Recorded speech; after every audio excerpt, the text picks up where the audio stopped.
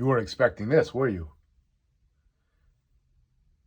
I have to eat my vegetables too. I can't believe that my second episode talked about comics. It's a Marvel book, but it was staring me in the face. I haven't seen this since I was a boy. I liked it a lot when I was a boy. But we have to eat our vegetables first. Scott Lobdell. I thought this was good. This was the lead. I genuinely thought this was a good story. The lead-in to Age of Apocalypse. Generation Next is the Generation X Age of Apocalypse. So the sequence was that this book ran for 4 issues, and then it became this book for 4, and then returned to the numbering.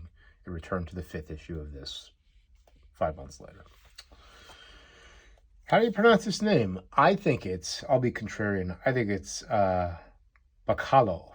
Bachalo. He changed and changed and changed again. But the thing that I think I responded to most was how it's both realistic and like distorted at the same time. This was the story that I remembered as a boy because it was a mutants' rights. It was the God loves man kills of my generation. It was here's Elliot the monster boy, and he's been treated so poorly in his New Hampshire town on Christmas Eve. He's holed up hostages. So Banshee and half the team from where are they? They're somewhere in they're like Berkshire County, I don't know, something like that. Goes to do some field trip, and then the rest of the team is with Emma Frost in the biosphere doing, whatever science and friendship stuff. Nice Banshee, Chris Bachalo. This is a really fun, these like little Von Bodie Ziggy guys. Fun little Christmas touch. This is the teacher. This is the one. This guy has a heart attack because it's such a horrible situation. This guy dies and has a heart attack because he thinks that there's going to be like a hostage death situation. So Sync does something with his superpowers, and Banshee's like, we gotta go in. Holy what? What the hell is this? Stop! Wait, what? What the fuck? Scott Lobdell, you've done it again. Watch this. Look at this on the page turn. I thought, okay, so I'll say nice things in between my mean things. I like how this position and this, like, it's the same composition and the same position, but with a hand up. It's like accidentally genius, or maybe it's intentionally genius. I really enjoy Chris Bachalo's use of like very specifically grouped panels. This, to me, when you're talking about grouped panels that support primary images, this is an incredibly important piece of like visual storytelling theory as I teach in my classes anyway. So I'm going to talk a lot about that about the way sequences play against intentionally singular images. Here's another sequence. That's pretty cool. Whoa, here comes M, and she says the name with the logo and everything. It's us, Generation X. Meanwhile, Jubilee, oh yeah, and this guy gets thrown. Orphan Maker, whoever the hell this is. All these villains had these weird, I don't know what this is from. The more Claremont I read, the more I'm seeing this design. Blah, blah, blah. Did I mention I'm reading Claremont? It's not so much, you don't so much read Claremont as you look at the John Byrne and the Dave Cockrum. The Paul Smith is divine. So Jubilee's in the school. All right, she does her little thumbs up. The hostages escape. Jubilee's going to, like, save the day. And then, Sync has been trying, here's what's happening. Sync has been trying to use his mutant syncing powers to detect whatever Elliot's mutant powers are, and he can't. And so what they learn as a teacher, the only teacher who's kind to Elliot, what they learn is that he wasn't the mutant. He was just unpleasant to look at, sadly. So anyway, skin fights, Orphan Maker, all this stuff. So I want to talk about this. This is a very nice sequence. Look at this. not only is it like, it gets its own like red, red design frame. This one the same with the green. I enjoy this very much. But what I don't enjoy, my friends, is these super dynamic diagonal panels when we're literally standing around having a conversation about how we're not taking action. You know what I mean? That's like, come on, guys. I understand in Japan, like, you don't have time to think about what you're doing because they got to move so fast. Please, there's no need to be diagonal when literally the action is Skin pulling his hat over his eyes.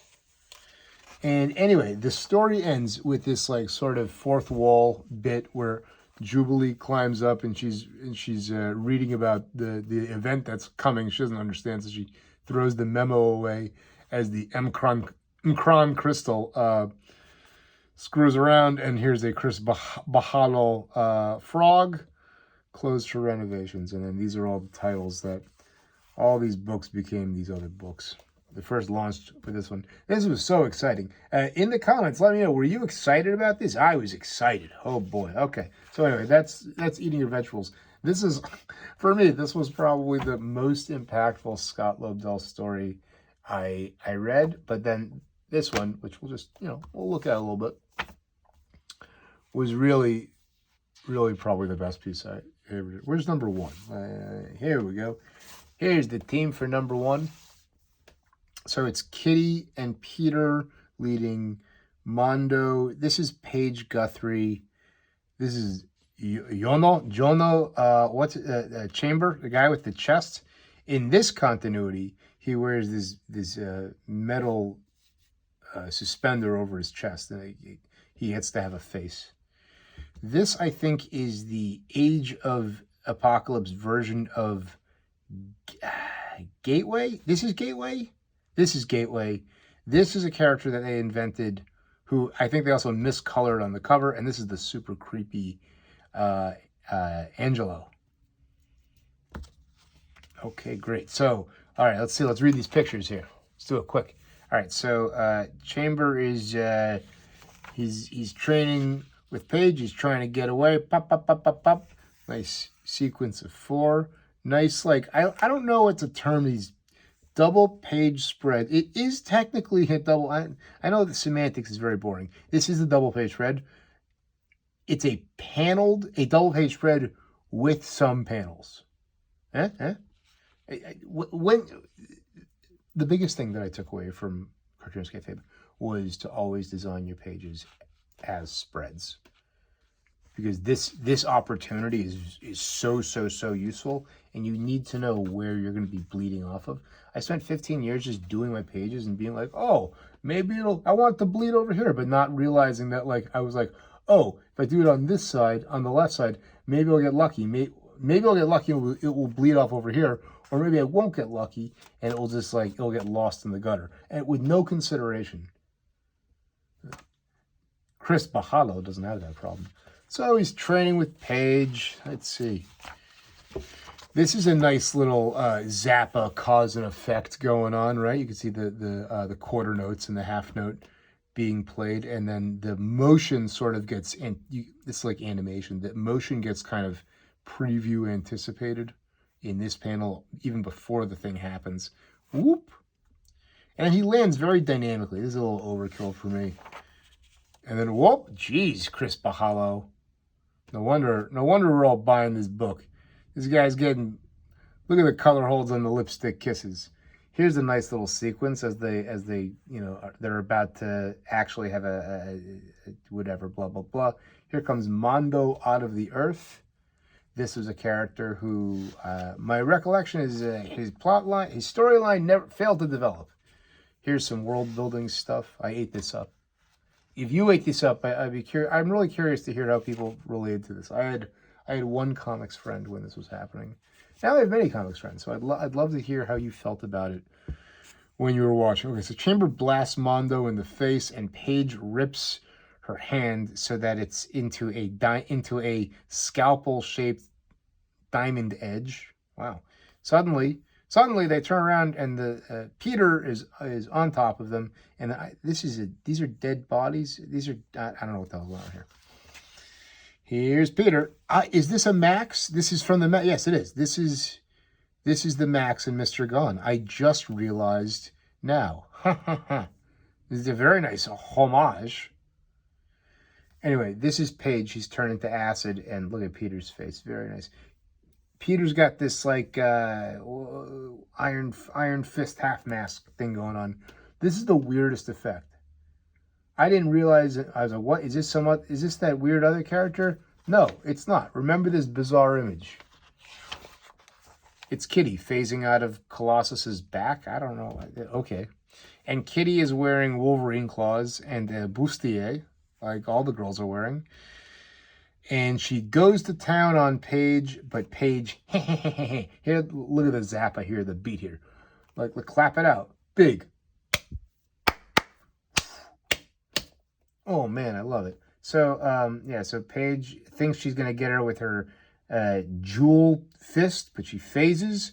And then Kitty, look how ruthless Kitty is. Just in silhouette, kicks her in the face. Very nice. What's happening here? Something explodes. Jono's upset. I don't know what the hell's going on here. And then, look, Angelo comes down just before Kitty's about to go for the kill. I don't know. This isn't the danger room, guys. Why they always want to kill their teammates? They need these people. If I can kill you here, I won't need you later. Okay, so anyway, Angelo, look at this creepy MF out of the trees. And then Kitty's got him. There he is. Ooh, it's very, it's a little, I mean, it's paced pretty redundantly. Like, you showed him up here. It's not much for a reveal. He's got hands. All right, great. So, I love the idea of Peter and Kitty. Okay, so Peter and Kitty are running this team, and then they get this comm from Magnus, from Eric or whatever, and he tells them, Peter goes to wherever this is, Latveria or whatever, and him and Kitty get orders to go alone and leave the team. They're gonna meet up with Bishop. This Bishop variant is the character who spurs the storyline in X-Men Alpha. He knows that we got to get Illyana. For some reason, whatever Illyana's powers are, she's my favorite character, and I don't understand them worth a damn. Whatever Illyana's powers are, they're going to resolve this 65-part story arc. I probably read about I read maybe a third of it as it was coming out. Okay, so they gotta go, Bosh moi, yet it can't be. They told me she died. No, it's not. Your little sister's working in the mines. Let's go get her. I think the entire rest, the other 3 issues, are just spent in the mine, maybe exploring other characters. Here's Sugar Man. This is the first appearance of Sugar Man. Here's Illyana with a Candyman 2 ad. Illyana in the mine, whatever she's doing. Look how poorly this is made. Just the hammer nail coming out of it. Very nice. Look at this epic. Wow. Look how he uses the spatter to sort of get atmospheric haze to sort of take attention, not take attention away, but give it a little bit of texture. Great. So here's this 8-panel sequence. Who's this? Is this Sugar Man or this is some other guy? The guy with the tongue. So the mutant children are in, it's very like Temple of Doom. The mutant children are in the mine. Angelo, they're driving this weird, like, this looks like it's out of The Prisoner or something. Long live Apocalypse, the Apocalypse shuttle.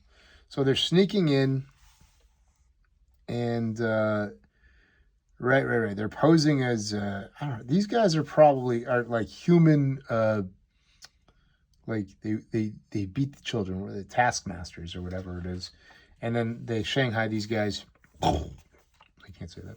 They sneak up on these guys, and all this stuff. Oh, Jesus Christ. Okay, so here's this incredible thing right here, and Kitty's wearing her kilt, and Petey's in his his overalls. So they're sneaking, and I have no idea what's going on here. This, No one knows. There was a bunch of like just surreal, weird characters. Okay, so this is Paige sneaking in as this like bathhouse girl for the Sugar Man, and she has. He's trying to make a move with her, and for some reason he figures out blah blah blah, beats her up. She's got this flask with her. I think she was like teasing him with the flask earlier. Oh, here it is. She's showing him her flask, and then he's like, "Don't drink it. It was my grandmother's." And then he smells it. Your grandmother smelled of elderberries. I think I understood that joke. Anyway, doesn't matter. I think I understood that joke. She drinks it, and it's surprise. It's this character Vincent, who we haven't seen at all. Vincent is a mutant with a gaseous form, and here he is covered in the Sugar Man's purple filth as the guy's eyeballs and teeth and jaw and nose are just like on the floor. That's disgusting. So anyway, they figure out they're trying to figure out where Oyana is. Mondo becomes a wall. He's so mysterious. He doesn't really do much in anything. So then they've inhabited the Sugarman again, and this here is Angelo and Chamber in disguise. Here's a weird mutant with a green beard and a giant belly and a trident fork who spits water to wake up the little mutant children. That's so sad. Poor Ilyana. Will she ever get out of this Temple of Doom-like scenario? We'll find out. Okay, so here's Angelo and Chamber. Look at this beautiful industrial. Hey, is it Chris Bachalo or what? There it is. Here's the three-faced fella. Well, it's nice. At least they let these people see some sunlight. You know, they're not only in the mine. This is some mutant who. Security alert.